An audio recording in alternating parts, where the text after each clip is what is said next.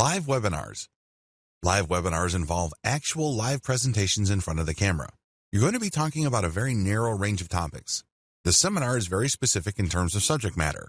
What makes this different is that you're using a free-form approach.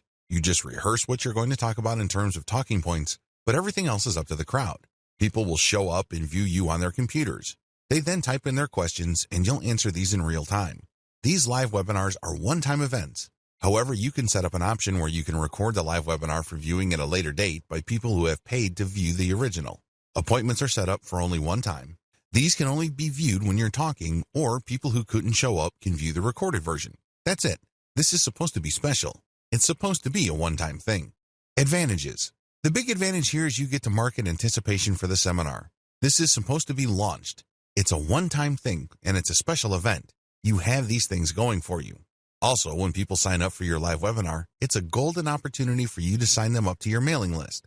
The form usually has an email collection component.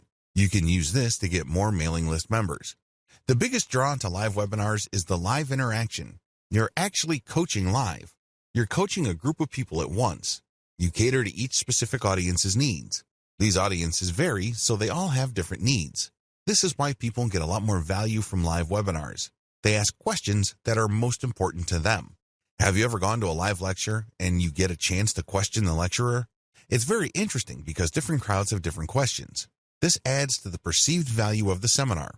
Every single seminar is going to be different because there are different crowds there. You actually get to charge more money for a live audience because of the impromptu and the improvisational nature of the call and response and audience dynamics involved. This is a golden opportunity to highlight your expertise. People can see that you really know your stuff because regardless of the questions they throw your way, you know how to answer them. Disadvantages. You really have to know your stuff. This is the biggest disadvantage of live seminars. The worst thing that you can do is to say, I don't know. You're going to destroy your coaching brand if you let that bomb drop. The way to save face is to say, I will get back to you, or I will find out. Never ever say, I don't know. Also, please understand that a lot of other experts are using the same live webinar format. This is not new. This is not revolutionary. Please note that depending on your niche, there might actually be saturation.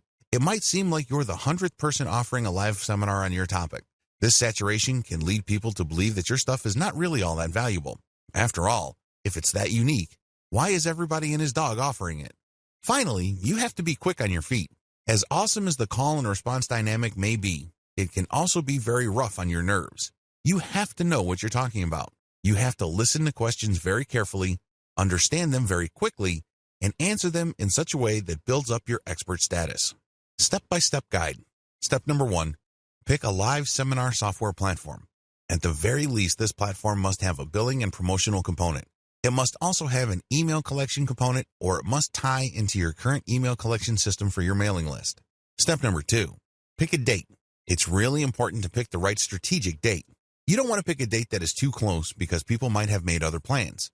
You also don't want to pick a date that's so distant in the future that people can easily forget. There has to be enough urgency in the date. This is how you increase the likelihood that lots of people will book your live seminar. Step number 3, practice prepared materials as well as possible stuff that might come up. You have to know your stuff. You can't look like a fool. You can't look like a deer stuck in the headlights. It doesn't really matter how much of an expert status you have managed to build up prior to this point. All of that will go up in smoke if people think that you are a complete moron. Brush up on your expertise. As much as possible, prepare stuff and keep rehearsing until you have become completely comfortable with the materials that you're going to present. Step number 4, look alive, motivated, and eager to help. If you're having a tough time trying to figure out the kind of persona you want to project, look at motivational speakers. Look at how they pump up the crowd. Now, I'm not saying that you should be the second coming of Tony Robbins, but you have to look lively. You don't want to look like a stiff robot. That's not going to help improve your brand. Step number 5, remember that your brand is on the line. Regardless of what you do, please understand that when you are in a live seminar, your brand is on the line. Things might get knocked loose. It might be an unforeseen accident. Any of these could be murder on your brand. Please conduct yourself professionally. Don't insult people. Be helpful. Be positive, and be optimistic. Step number 6, call people to action regarding your books. You have to understand that although you're getting paid for this live seminar, this should not be your only way to earn a living. You should also push your books, your canned videos, as well as your live coaching services. Finally, You should call people to action to share the word about your seminars.